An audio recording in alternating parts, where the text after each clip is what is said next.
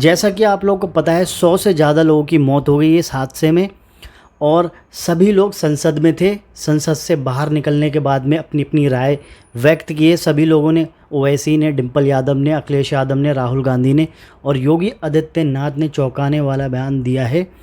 तो मैं आपको बारी बारी से इन लोगों के बयान सुनाऊंगा। सबसे पहले मैं आपको सुनाना चाहता हूं कि अखिलेश यादव क्या कह रहे हैं। आप लोग सबसे पहले अखिलेश यादव का बयान सुन लीजिए इस घटना पर।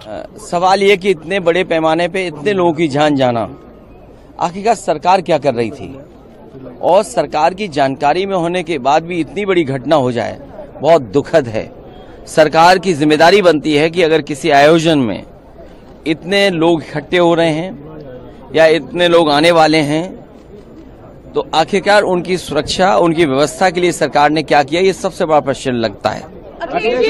मरने वालों की मदद हो, उनके परिवार के लोगों का पूरा इंतजाम हो, जो अगर घायल हैं, जिनको इलाज की जरूरत है, हमें उम्मीद है कि सरकार उनका इलाज अच्छा कराएगी। लेकिन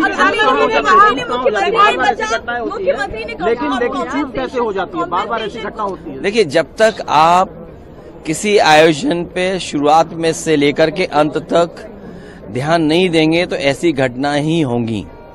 इसके लिए जिम्मेदार अगर कोई है तो वहां सरकार जिम्मेदार है।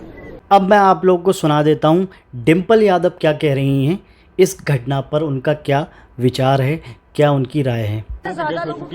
जो रिपोर्ट्स आ रही हैं जो हाथरस वाले इंसिडेंट्स में, आइए वो है 100 लोगों से ज्यादा लोगों की जान गई है और हमारी सभी परिवारों के साथ संवेदना है और यूपी सरकार को इस पे सख्त से सख्त एक्शन लेना चाहिए और इस पे एक जांच होनी चाहिए कि ये आफ्टर ऑल ये एक्सीडेंट क्यों हुआ, ये भगदड़ क्यों मची। ये पूरी तरह प्रशासन और शासन की जिम्मेदारी थी।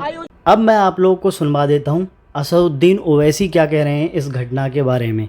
वो क्या कह रहे हैं सुन लीजिए आप लोग। जान चली गई है। हाथरस का जो वाक़या है बड़ा तकलीफ की बात है, और क्यों हुआ, कैसे हुआ, क्यों वहाँ की सरकार या किसी से मैनेज नहीं कर सकता, बड़ी अफसोस की बात है। हमारी उम्मीद करते हैं कि जो जख्मी है उनको राहत पहुँचाई जाएगी और इसकी प्रॉपर तहक़ीक़ात होगी क्यों हुआ। अब मैं आप लोग को सुनवा देता हूँ राहुल गांधी का इस घटना पर क्या बयान सामने आया है, वो भी सुन लीजिए। सरकार को